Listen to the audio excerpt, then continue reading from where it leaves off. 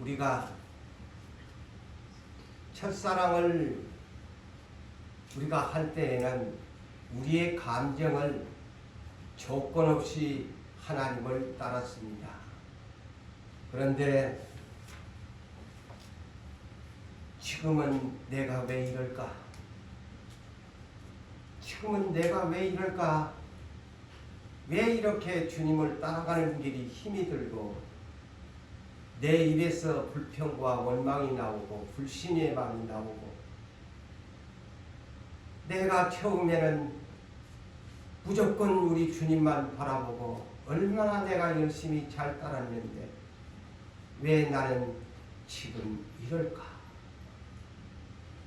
세상 사람들은 지금 모두 다 고향집을 찾아서 가는 구정을 맞이했습니다. 우리 역시 우리의 본향 천국이 있습니다. 우리 아버지 집으로 우리는 가야만 합니다. 그래서 오늘 제목이 내가 너를 사랑하여 함께 가고 싶은데 너의 생각은 너의 뜻은 어때? 질문합니다. 너는 너의 인생의 본향 아버지가 계시는 것을 가야 하는데 지금 내 생각은 어떠니? 왜 내가 가자고 하는데 너는 그렇게 싫어하니? 왜 내 손을 뿌리치고 너 뜻대로 가고 싶어하니? 주님이 이렇게 여러분의 가슴 속에 계시는 성령님이 속삭일 것입니다. 이 소리가 들리십니까? 그것이 첫사랑을 회복하는 성령의 감각을 주는 말씀입니다.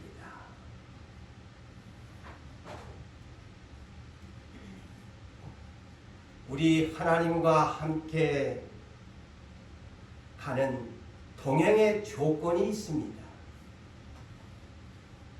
무조건 따라가는 것이 아닙니다. 동행의 조건이 있습니다. 오늘 주님은 당신의 자녀들에게 물론 누구든지 나에게로 오라 이렇게 하시지만 더 깊게 말씀을 전하자면 아버지께서는 이렇게 여러분에게 말씀하고 계십니다. 나와 함께 누구랑 갈고 다 선택했지만 정말 나를 기쁘게 하고 내 손을 놓지 않고 저 본향 천국으로 데리고 갈 사람이 누구일까? 그래서 첫째로 뜻이 같아야만 함께 갑니다.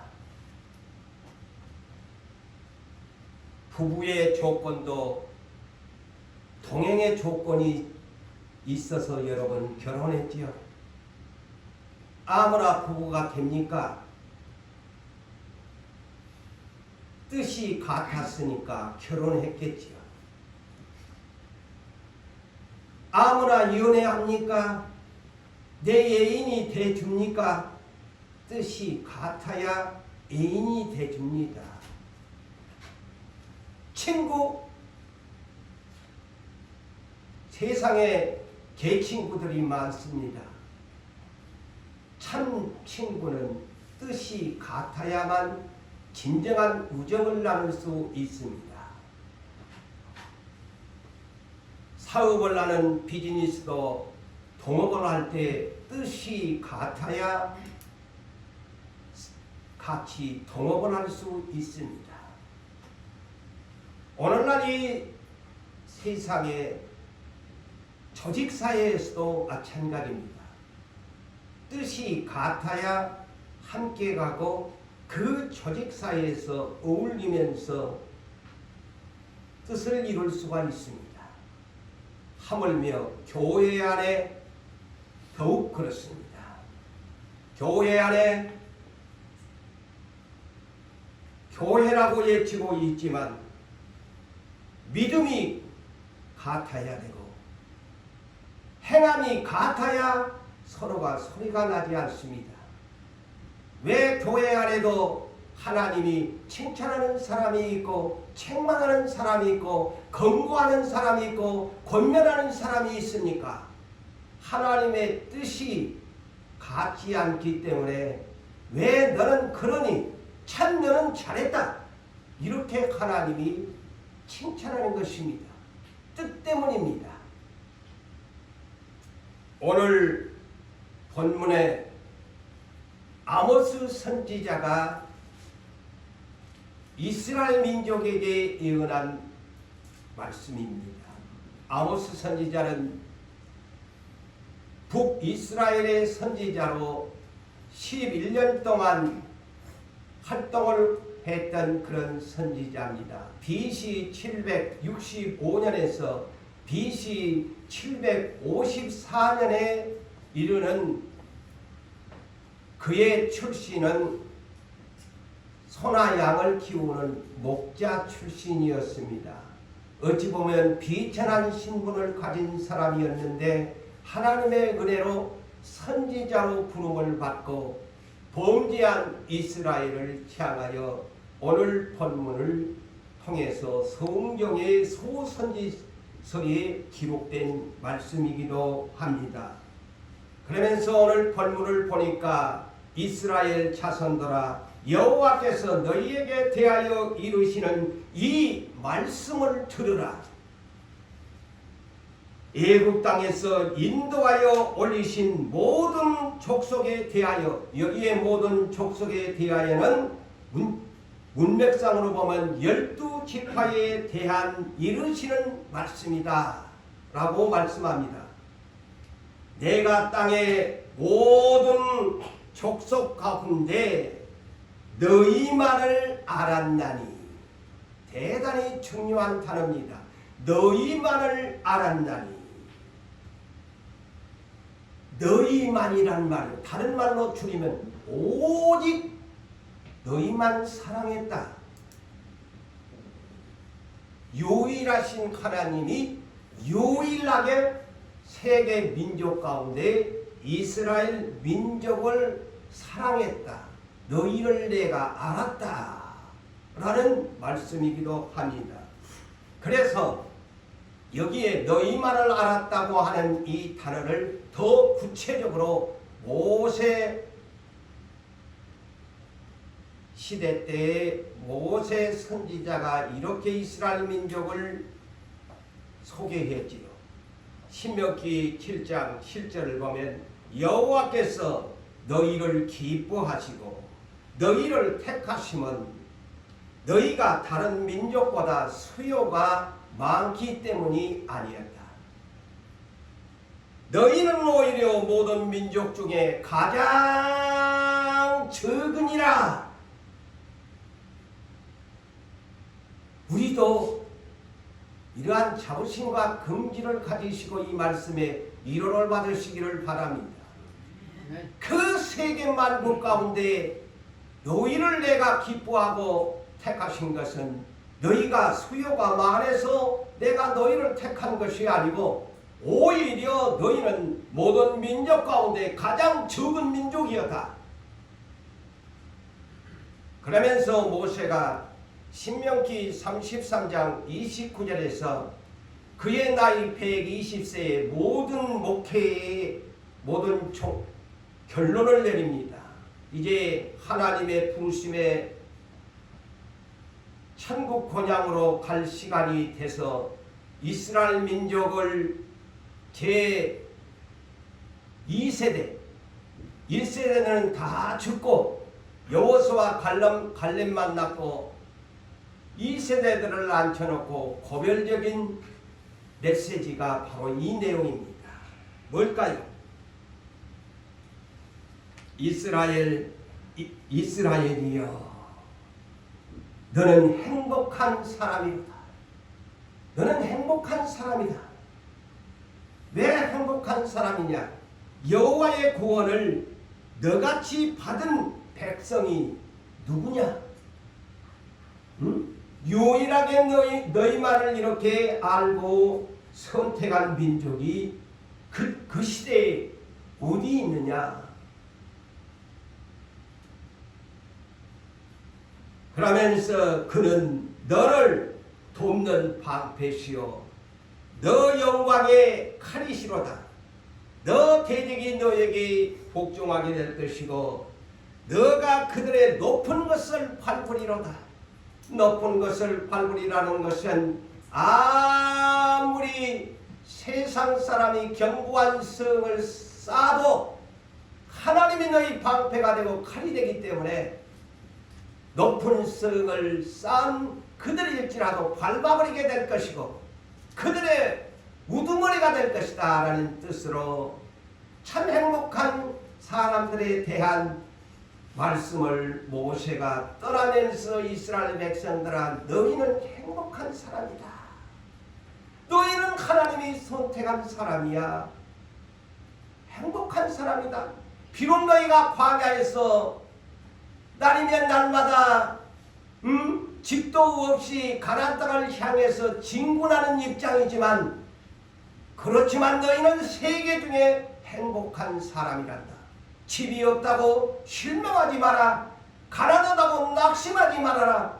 너희는 세상의 가장 행복한 사람 하나님이 간섭하고 하나님이 유일하게 너희를 알고 너희를 선택했다는 것이다.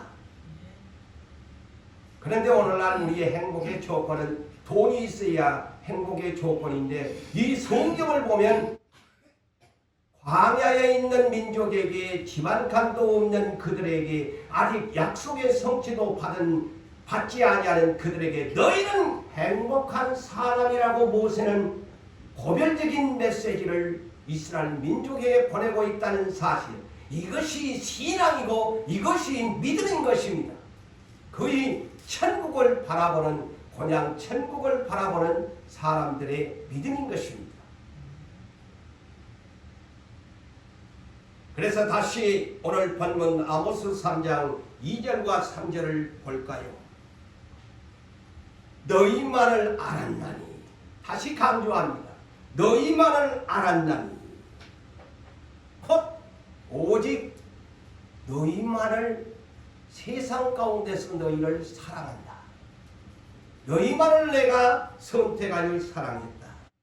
그러므로 내가 너희 그렇게 사랑했는데 이스라엘이여 잘 들으십시오. 그렇게 내가 너희를 유일하게 선택하고 사랑했는데 너희만을 알았는데 그러므로 내가 너희 모든 죄악을 너희에게 보응하리라.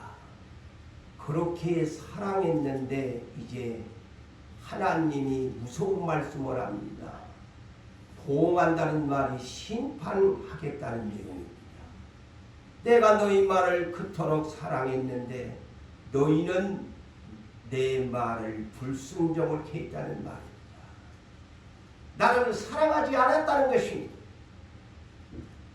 그래서 너희를 보응하겠다 하면서 오늘 키워드가 되고 제목이 되는 핵심 주제가 오늘 3절입니다. 두 사람이 뜻이 같지 않는데 어찌 동행하겠으며.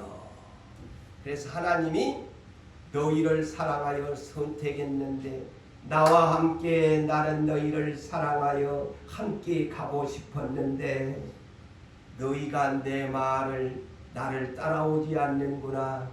그래서 나도 너희와 함께 가고 싶지 않다는 말씀입니다. 자, 이 성경을 오늘날 택했다고 무조건 천국에 가는 말이 아닙니다. 하나님이 뜻대로 따라주지 아니하면 하나님도 처음에는 하나님이 우리를 사랑하여 선택했지만 하나님의 뜻을 따라주지 아니하면 하나님도 버리시겠다는 말씀이죠.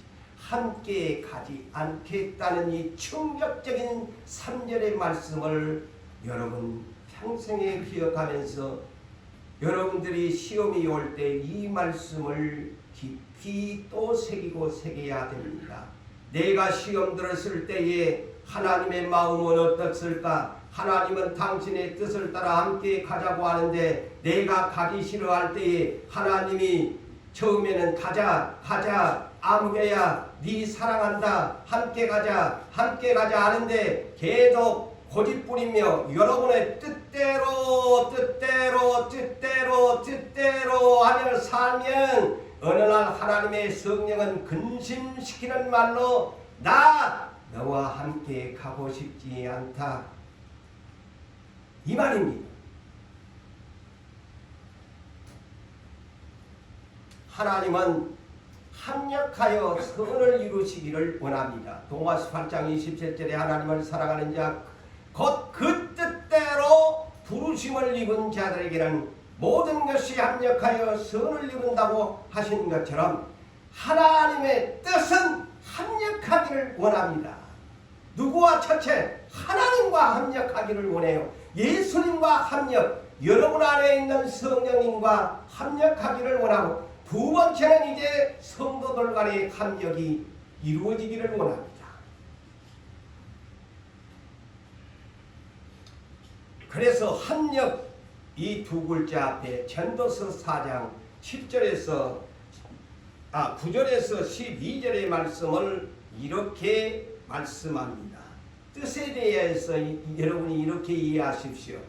두 사람이 한 사람보다 나으면 그들이 수고함으로 좋은 상을 얻을 것입니다. 한 사람보다는 두 사람이 낫다. 혹시 그들이 넘어지면 하나가 그 동물을 붙들어 일으키지만은 홀로 있어 넘어지고 붙들어 일으킬 자가 없는 자에게는 화가 있으리라. 그래서 합력을 원하는 것입니다. 또 두 사람이 함께 누우면 그러지요. 지금 겨울에 그런 것을 많이 경험하지 않아요? 두 사람이 함께 누우면 따뜻하거니와 한 사람이면 어찌 따뜻하라. 한 사람이면 패하겠지만은 두 사람이면 맞설 수 있나니 삼겹줄은 쉽게 끊어지지 아니하리라. 우리가 삼겹살 돼지고기는 대단히 좋아하는데 이 삼겹줄 합력하는 데는 별로 싫어하는 사람들도 있을 거예요. 나 삼겹줄 싫어. 나는 홀로 할 거야.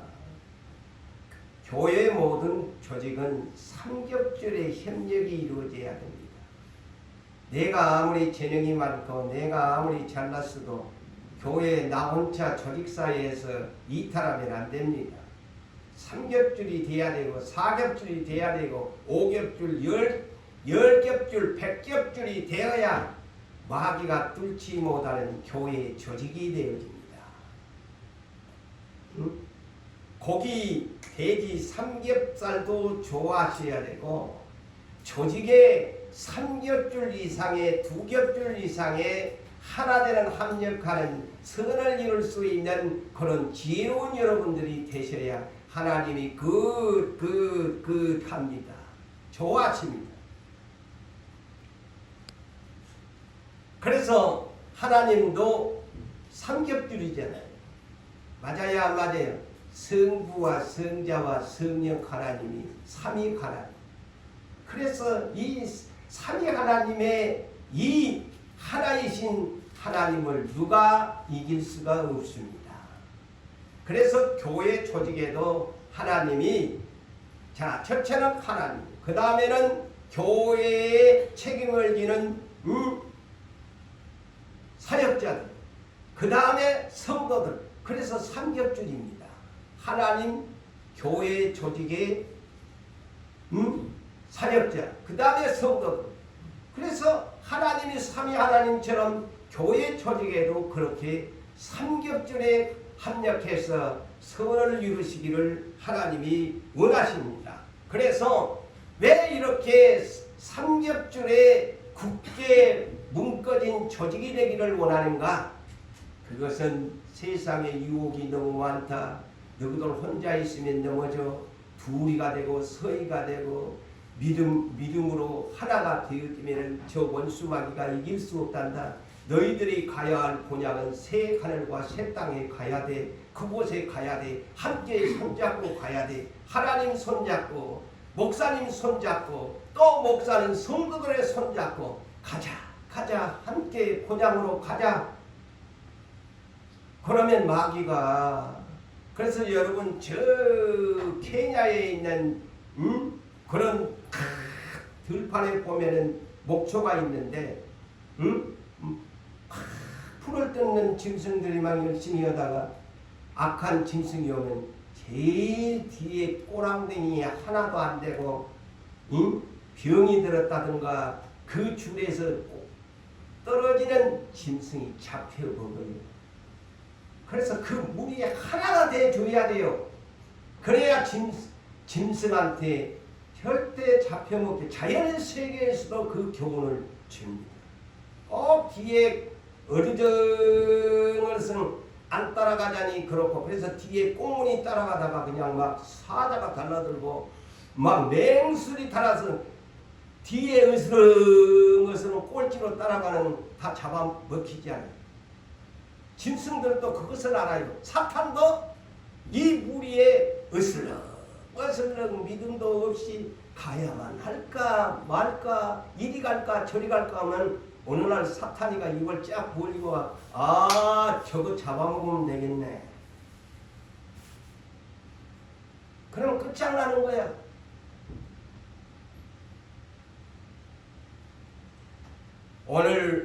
오늘 이 본문 3절을 보면서 저는 이런 생각을 했습니다. 뜻이 같아야 함께 가지. 그 내용이거든요. 자, 부부가 아까 제가 얘기했잖아요. 부부가 됐던 것. 처음에 여러분 만났을 때 뜻이 같았으니까 웨딩 마치를 했지. 응? 예수님이 하나님 아버지가 자기 아들 결혼시키려고 신랑 예수를 육체를 입혀가지고 세상에 보내셨어. 그래가지고 신부를 구한다 치고 신부의 죄까지 그냥 다 아들 네가 신부 얻으려면 네가 대신 이 마누라 대신 네가 죽어라. 누구 마누라는 죄가 엄청 많은 사람인데 네 신랑이 그 대신 죽어줘라. 그래가지고 예수님이 신랑이 신부를 위해서 대신 죄값을 치러준 거예요. 그러면 예수님이 세상에 나는 신부를 구하러 왔다. 내 마누라 되고 싶은 자는 다 누구든지 내게로 오너라. 그 예수의 보혈로 내가 씻어줄게. 네 더러운 옷 하얀 옷으로 바꿔줄게. 나오고 결혼할래? 주님이 복음이 바로 쉽게 얘기하면 그렇습니다. 신랑이 오셔가지고 나 신부를 구한다. 내 신부가 돼줄 사람은 누구든지 오라. 믿기만 하면 된다. 그리고 나만 따라오면 된다. 내 뜻에 합해주면 된다. 오늘 또 신부를 구합니다. 그래서 등불 든 처녀 마태복음 25장에 등불 든 처녀의 비유를 한 얘기가 바로 그것입니다.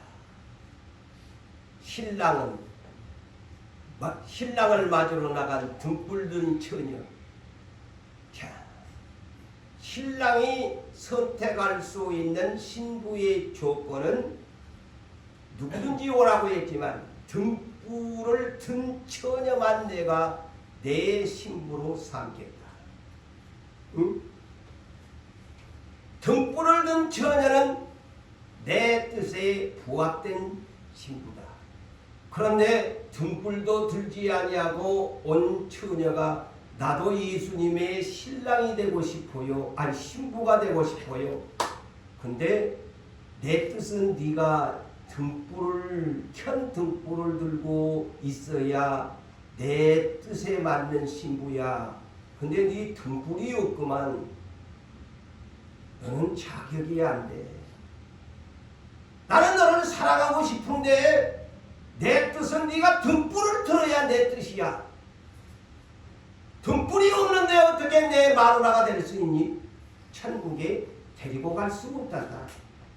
그것이 열 처녀의 비유입니다.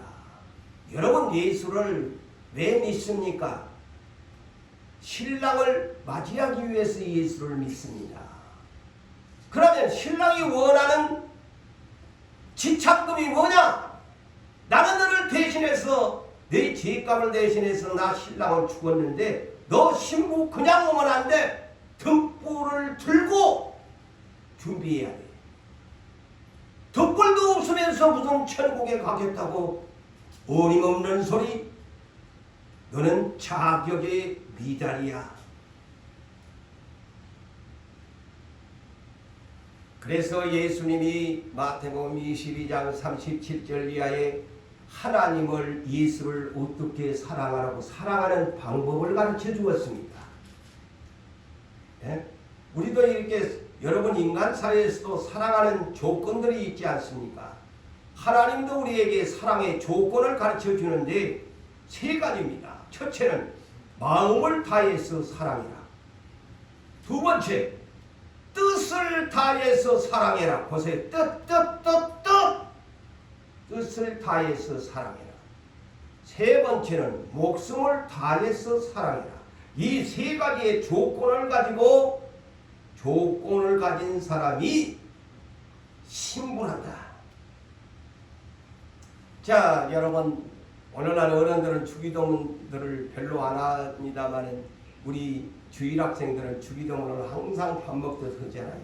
자, 주기도문 가운데 그 대표적인 예가 뭡니까? 그 기도의 내용 중에 하나가 빠질 수 없는 것이 뜻이 하늘에서 이루어진 것 같이 땅에서도 이루어집니다. 하나님의 뜻이 이루어지기를 원해야 되는 거예요. 예수도 그래서 여러분 뜻대로 믿지 마시고 하나님 뜻대로 믿으셔야 하나님 뜻이 이루어지지. 맞아요? 안 맞아요? 예수 무식하게 믿으면 안 돼요. 우리는 샤머니즘, 저는 타종교의 그런 무지한 그런 종교법을 따르는 사람이 아니요. 가장 빌립보서 3장 8절에 엑설런트한 훌륭한 가장 고상한 지식, 예수를 아는 지식으로 여러분은 예수를 믿으셔야 돼. 성경대로 믿으셔야 돼. 성경도 아닌 인간의 감정을 가지고 여러분들이 하나님의 말씀을 무시한 채 여러분 감정과 뜻대로 예수를 믿는다고요? 참 이용한 신앙인 것입니다. 이용한 신앙인 거예요. 그냥 목사가 달콤하고 성경이 없는 막 많은 얘기들을 해주면 그곳에 그냥 복받은 얘기만 해주고 기복적인 신앙만 하면 아멘하고 성경 따가운 그런 책망적이고 근거적인 성경에 있는 말씀을 주면 그거를 싫어한다? 하나님 뜻을 듣는 메시지를 받아들이는 사람이 아닌 것입니다. 우리는 예수를 아는 지식을 가지고 하나님을 섬겨야 그 사람이 장성한 사람. 왜 오늘날 여러분이 예수를 1년, 2년 그렇게 믿어도 성장이 안 되느냐? 하나님의 말씀을 무시하기 때문이, 하나님 말씀이 그 안에 없기 때문에 성장이 안 됩니다. 여러분 날마다 왜 양식을 먹습니까? 여러분 건강을 유지. 그렇다면 하나님의 나라의 그리스도의 장성한 분량이 충만하려면 성경책에 있는 말씀을 날마다 먹어야 돼. 그래야 하나님 나라의 건강한 사람이 되지. 그 말씀을 먹기 싫어해가지고 하면서 여러분이 비록 육체는 나이가 많이 먹었어도 자식을 낳고 기르고 살지만 예수를 아는 지식이 없으면 하나님 쪽에서는 너는 어린아이야 아직도 네가 젖을 빨기를 원하느냐? 성장되지 못한 사람이에요. 그래서 히브리서 5장 12절에 예수를 오래 믿는데도 젖을 빨아먹는 신앙이 있고 또 단단한 계명적인 억센 메시지는 장성한 그리스도의 분량을 가진 사람이 그것을 의의 말씀을 경영하면서 산다고 성경에서는 가르쳐줍니다. 왜 성경 66권이 있어요? 여러분의 자녀들 유치부 전부 학교의 교육을 단계적으로 왜 교육을 시켜요? 하나님의 말씀을 교육적으로 여러분이 잘 봐주셔야 됩니다. 그래서 마태복음 7장 21절에서 23절의 대표적인 예로 자 심판날에 주님이 이렇게 심판을 하신다고 그랬죠. 자 심판날에 어떻게? 주여 주여 내가 예수를 믿었습니다. 선지자 노릇도 했습니다. 귀신도 쫓아냈습니다. 어머나 이 사람 일 참 잘했네. 성령의 힘을 입고 귀신도 쫓아내고 선지자 노릇도 예언도 하고 많은 권능도 행했다는데 주님이 착하고 나는 천국에 갈 줄 알았는데 주님이 뭐라고 합니까? 판결의 내용을 보니까 하늘에 계신 내 아버지의 뜻대로 행하지 않는 자 뜻대로 행하지 아니하였으니 나는 도무지 너를 모르는데 자 충격적인 심판에 대한 경고를 미리 우리에게 성경에 가르쳐놨어요. 여러분 이것을 어떻게 들으십니까? 이런 내용을. 불택자들? 아니잖아요. 귀신 쫓아냈다. 선지자도 예언했다. 그분이 성령에 참여한 바 된 사람 아닙니까? 우리가 그래서 성경을 깊게 깨달으셔야 돼요. 자, 우리는 예수의 가족이 되고 싶어 해야 합니다. 누가 예수의 가족이 됩니까? 다 예수 믿으면 예수의 가족이라 물론 맞지요. 틀린 말이 아닙니다. 그렇지만 진정한 참 예수의 가족은 누가 되느냐? 마태복음 12장 50절에 누구든지 하늘에 계신 내 아버지의 뜻대로 행하는 자가 내 형제요 자매요 내 어머니다. 자, 예수님이 직접 합니다. 내 아버지의 뜻대로. 그렇다면 이 아버지의 뜻이 뭐냐? 누가복음 8장 21절에서 이 답을 줍니다. 주님의 말씀을 듣고 행하는 자가 예수님의 가족이 된다.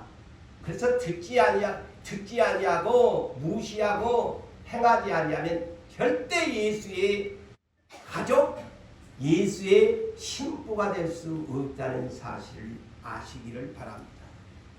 그래서 자 빌립보서 2장 2절에도 이렇게 합니다. 마음을 같이하여 같은 사랑을 가지고 뜻을 합하며 자 성경에 뜻을 합하라고 합니다. 뜻을 합하라고 합니다. 뜻을 합해야 돼요. 그래서 한 마음을 품어. 자 하나님이 가장 사랑하는 사람이 어떤 사람일까요? 하나님의 마음에 합한 사람이 어떤 사람일까요? 사도행전 13장 22절을 보니까 그 유명한 다윗에 대한 얘기가 딱 짤막하게 이렇게 나옵니다. 사울을 패하시고 다윗을 세우신 것은 하나님의 마음에 맞는 사람인데 왜 하나님 마음에 맞느냐? 하나님의 뜻을 다 이룰 자다. 보십시오. 하나님의 뜻을 위해서 주님의 뜻을 위해서 사는 사람이 하나님 마음에 맞는 사람이에요. 아무리 교회 안에 많은 일을 하고 많은 헌금을 내놓았다고 합시다. 그런데 하나님이 뜻이 아니라면 자기 인간적인 어떤 자랑을 위해서 했다면 하나님의 마음에 맞는 사람이 아닙니다. 그리스도인의 삶은 이런 찬송이 있지 않습니까? 주님 뜻대로 살기로 했는데 주님 뜻대로 살기로 했네. 주님 뜻대로 살기로 했네. 우리 그리스도인들의 삶이 되어야 합니다. 두 번째로, 자, 우리 하나님과 함께 동행하려면 자기를 부인하고 자기 십자가를 지고 따라가야만이 같이 갑니다. 네? 자기를 부인할 줄 알아야 되고, 자기 십자가를 지고 따르는 자만이 같이 갑니다. 마태복음 16장 21절에서 25절에 그 유명한 예수님이 예루살렘 성으로 입성하면서 나는 십자가를 지러 간다. 나는 대제사장과 장로들과 서기관들에게 많은 고난을 받다가 나는 죽게 될 것이다. 그러니까 베드로가 이 말을 듣고 주님 그리하지 마시옵소서 하고 길을 가로막자 예수님이 베드로를 칭찬했으니까 나무랬습니다. 사탄아, 내 뒤로 물러가라. 너는 하나님의 일을 생각하지 아니하고 사람의 일을 생각하는도다. 그랬습니다. 사람의 일은 내 뜻이에요. 그런데 예수님은 십자가를 지러 가는 것이 아버지의 뜻이라서 이제 죽으러 올라가시는 건데, 베드로가 인간적인 감정에 치우쳐 가지 마세요. 십자가 지지 마세요 이겁니다. 오늘날 교회 안에서도 부모가 자식에게, 자식이 부모에게, 남편이 아내에게, 아내가 또한에게 십자가 지지 마세요. 그거 당신 힘들어요. 그러면 우리가 이 문장을 이해하면 이거 뭘까요? 사탄이가 인간의 감정을 주어가지고 하나님의 일을 못하게 하는 것입니다. 여러분들이 그 점을 그렇게 아시기를 바랍니다. 그래서 우리는 갈라디아서 5장 24절의 말씀처럼 세 가지를 십자가에 못 박아버려야 돼요. 우리 그리스도의 사람들은 첫째 육체를, 두 번째 어떤 것? 육신의 정욕을, 세 번째 탐심을 십자가에 못 박았느니라 과거형으로 기록합니다. 그렇다면 여러분 예수를 믿으신다면 저와 여러분들은 이 세 가지를 십자가에 이미 못 박아버린 사람들이에요. 죽은 사람들이에요. 죽어버렸던 자들이란 말이죠. 그런데 오늘날 이것이 가장 크나큰 숙제입니다. 이 세 가지를 못 박아버렸다고 그렇게 했는데 과연 그것을 여러분 못 박아줬나? 응? 그래서 진짜와 가짜 그리스도인이 여기에서 이제 분류되는 겁니다. 이 세 가지를 못 박은 사람은 진짜지만 못 박지 못한 근성으로 예수를 믿는 사람은 가짜 그리스도인으로 나중에 분류됩니다. 이것을 여러분 놓치지 마셔야 돼요. 제 말이 아닙니다. 그래서 이 교회 안에는 고린도후서 11장 13절에서 15절을 보니까 가짜들이 위장한 일꾼들이 있다고 성경에는 예언합니다. 교회 안에가 오늘날 물론 저 신천지나 저런 타 종교의 이단들이 있습니다만 그들은 당연히 가짜들이겠지만, 그러나 이 교회 안에도 이런 일꾼들이 있을까? 저도 그런 사람이 되지 않기 위해서 정신을 바짝 차려야 되고, 이 자리에 있는 여러분들도 마찬가지입니다. 자, 뭐라고 했느냐? 그런 사람들은 거짓 사도요, 속이는 일꾼이니 자기를 그리스도의 일꾼으로 가장한다는 거예요. 이것은 이상한 일이야. 아니 어떻게 그렇게 교회 안에 이런 일이 있나? 근데 이상하게 생각하지 말라고 성경합니다. 그거 절대 이상한 일이 아니다. 사탄도 자기를 강력한 천사로 가장한다. 자, 사탄이가 광명한 천사로 가장한다고 했어요. 위장술을 쓴다는 거예요. 그런데 어떻게 교회 안에 가장한 그리스도의 일꾼들이 많다는 거예요. 그러므로 사탄의 일꾼들도 자기를 의의 일꾼으로 가장하라니 또다시 반복한 이상한 일이다 하지 마라. 대단한 일이 아니다 그랬어요. 교회 안에. 그래서 세례 요한이 신부 탄장서로서 마태복음 3장 12절에 뭐라고 합니까? 예수님의 손에 키에 곡식을 얹었는데 그 곡식 중에 알곡과 쭉정이로 분류한단다 그랬습니다. 자, 우리는 추수의 계절을 한번 생각해 봅시다. 농부가 밭에 씨를 뿌려놨는데 분명히 정리를 이렇게 해놨는데 어느 날 논밭에 추수 때에 가보니까 어때요? 잡풀도 고소개가 있고 가라지들도 강아지풀도 벼도 아닌 것들이 막 고개를 들고 거기서 벼 안에가 있지 않아요? 맞아요 안 맞아요?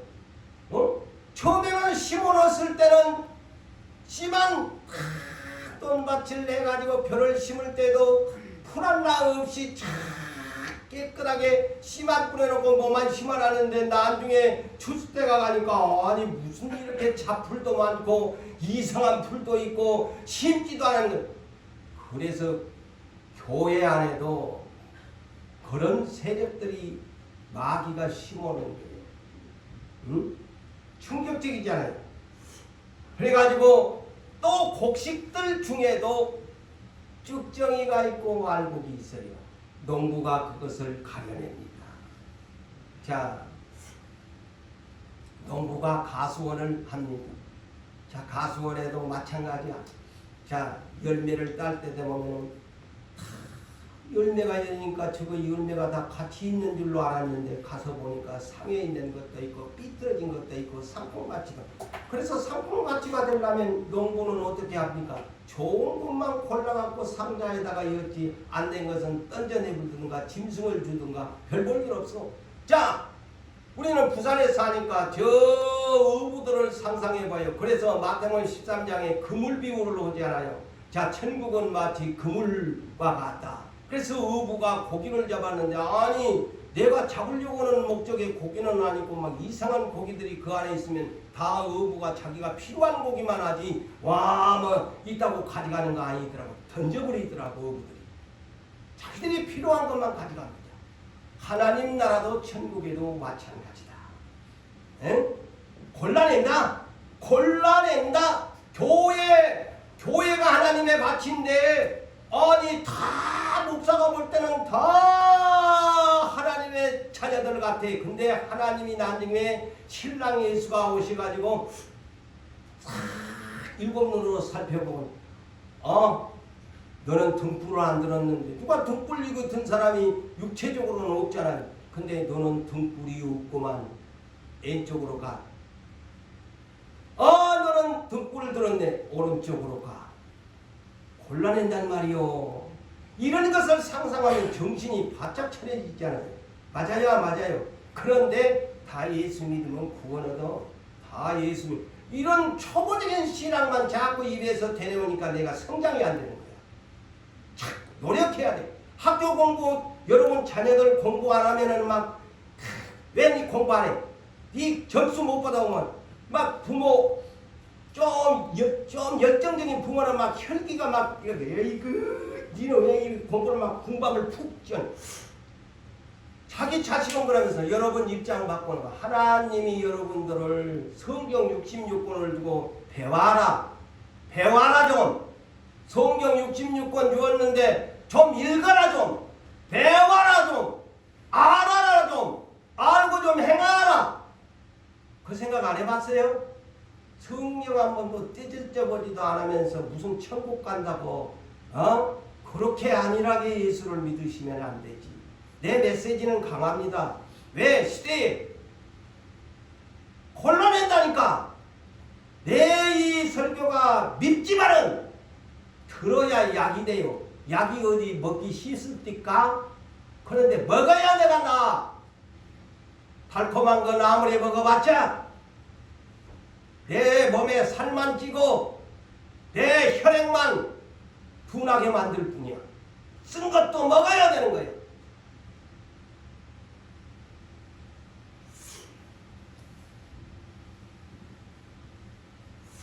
자, 여러분, 나는 주님의 뜻을 위해서 갈 수 있는 사람이 되었는가? 자, 지금 뜻에 대해서 내가 지금 하잖아요. 할 수 있는 사람이 됐는가? 응? 주님이 가자고 하십니다. 성경에서. 자, 어디에? 영어, 누가 보면 그냥 57절에서 62절을 그 성경을 소개할게요. 자, 어느 날 주님이 영어로 follow me, 나를 따르라 하자는 겁니다. 나 따라가자. 그 말이 쉬운 얘기로 나 따라온나? 오늘 경상도 말로 나 따라온나? 나 따라온나? 주님이 그러잖아요. 나 따라온나? 세 종류의 부류가 있었어요. 소개하잖아요. 응? 나 따라온나? 하니까 한 사람이 아이고 우리 아버지가 죽었는데 참 인간적인 것은 원칙이 맞지요. 나 따라온나? 그러는데 우리 아버지가 죽어가지고 장례식하고 쫓아가겠어. 근데 주님이 연민의 정을 가지고 그래 네가 아버지 죽었으니까 가라고 합니까? 따라오라고 합니까? 아니었어요. 이 성경에서는 주님은 단호했어요. 죽은 자는 죽은 자가 장사 지내게 하고 너는 나 따라온대. 나 따라온대. 주님이 그랬단 말이요. 근데 목사가 이렇게 설교하면 목사는 이운 거야. 주님 맨날 하나님 우선주의만 나는 우리 집이 먼저인데 그게 심기가 심히 불편한 거야. 이제 이걸 못 받아들이는 사람 심기가 심히 불편해. 아, 예수님이 한 소리를 나는 쉽게 얘기하는데 목사가 설교를 거칠게 한다. 응? 따라오나? 두 번째, 니 나 따라오나? 하니까 아이고 주여 주여, 아유 우리 집 마누라하고도 자식들하고도 인사도 안 했는데 인사하고 나서 따라가겠습니다. 그러니까 주님이 뭐라고 합니까? 손에 쟁기를 잡은 네가야 내가 너를 먼저 따라온나 그랬는데 너희 집이 먼저가? 너희 집이 먼저가? 손에 쟁기를 이미 잡아놓고 뒤를 너희 집을 돌아보면 되겠나? 하나님 나라에 합당하지 아니해야 돼. 그렇게 주님이 대답을 하신 것을 성경의 기록에 놨네요. 내 말이 아니고. 그러면 목사도 그렇게 가르쳐 줘야지요. 내 말이 틀렸나요? 내 말이 틀렸나요? 아니잖아요. 근데 목사 욕하면 안 되지. 목사는 성경 그대로 가르쳐 줘야 돼. 떼고 적당하게, 응? 그냥 해라. 그래서 하나님이 야 하나님의 뜻에 따라 네 올래? 따라올래? 아니면 너희 집부터 일해놓고 따를래? 그러면 그 뜻이 합해지지 않는 거야. 그게 뜻이라는 거예요. 이 두 사람 예수님의 뜻은 나 따라오나? 그게 지금 첫 번째 뜻이에요. 그러면 내가 yes, yes, yes I do 하고 붙어줘야 이거 뜻이 하나가 되지. 그래서 사도들도 다 그것을 버려두고 따라온나? 그러니까 그냥 모든 것 버려두고 사도들도 다 따라갔다는 거 아닙니까? 응? 그래서 로마서 8장 26절에서 28절의 내용을 여러분 잘 아십니까? 항상 여러분 그것을 느끼고 삽니다. 여기에 양심이 없는 사람은 저도 양심이 있고 여기에 다 양심이 있는 사람들이에요. 하나님이 주신 양심. 예? 항상 양심의 소리가 이 안에서 안 들릴 때가 없이 들립니다. 예? 그래서 로마서 8장 26절에서 28절이 무슨 내용이냐? 내가 쉽게 얘기를 해줄게요. 자, 성령님은 너희의 연약함을 도우시나니 이렇게 시작합니다. 그런데 이 성령님이 너희가 빌바를 알지 못할 때에 말할 수 없는 탄식으로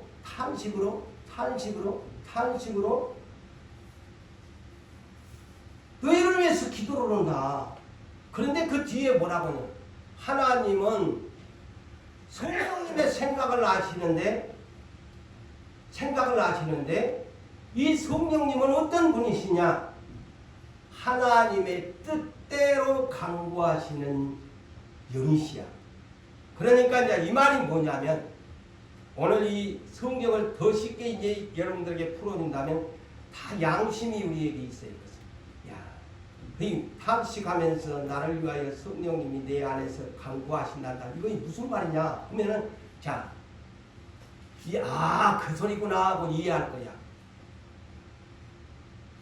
오늘 예배 빼먹으려는 예배 빼먹으면 안 되는데 예배 가야 되는데 그 소리가 성령이 이 안에서 탄식으로 하나님의 뜻을 가르쳐 주는 거예요.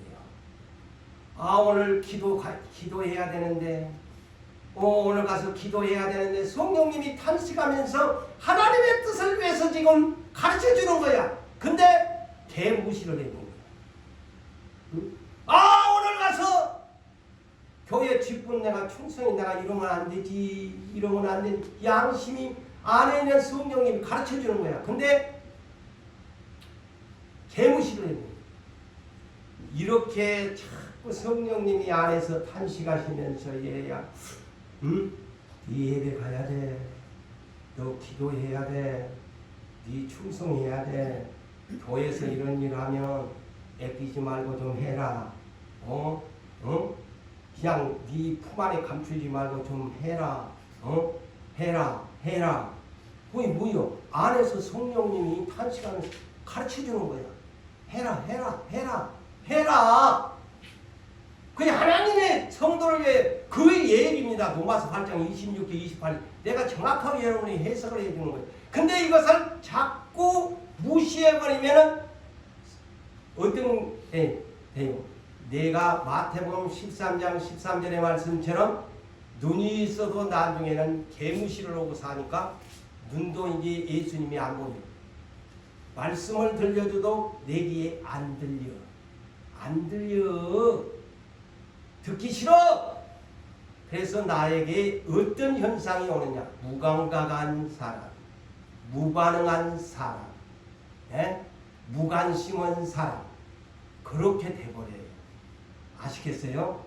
그것이 영적 장애를 앓고 있다는 사실의 증거입니다. 깊이 깨달으셔야 돼.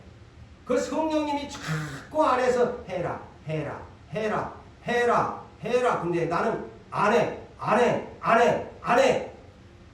지난날에 어떤 분이 이 교회에 있었던 분이 그랬잖아요. 네 그거 자기 입에다가 막 성령님이 은사를 임해가지고 미안한 얘기입니다. 11조 네 거가. 자기 본인이 그런 얘기는 11조 네 거가. 왜 안 내노? 자꾸 하나님이 막 자기 입으로도 막 나와. 그런데도 안 해.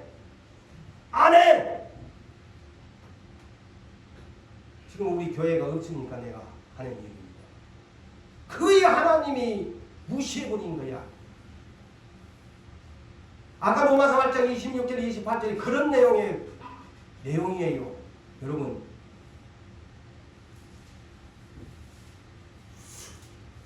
자, 결론을 짓습니다. 하나님은 나를 사랑하여 함께 가고 싶은데, 하나님은 데리고 가기를 원하시는 아버지 뜻이에요. 그런데 내가 내 뜻을 포기하지 아니하고 자꾸 주저하니까 자꾸 망설이니까 내 안에 계시는 성령님은 탄식할 수밖에 없고 근심이 되고 성령은 자꾸 내 안에서 소멸돼 갑니다. 그래서 데살로니가전서 5장 19절에 성령 소멸하지 마라 그러잖아요. 자꾸 하나님의 성령이 안에서 양심의 소리를 내주는데도 안 하니까 나중에는 성령이 설설설설설 내 안에서 빠져나가서 무감각한 사람이 됩니다. 사랑하는 성도 여러분들이여, 하나님의 뜻에 합한 사람 되어 예수님의 신랑 손 꼭 잡고 끝까지 천국 본향으로 함께 동행하는 여러분 되시기를 주의 이름으로 축복합니다.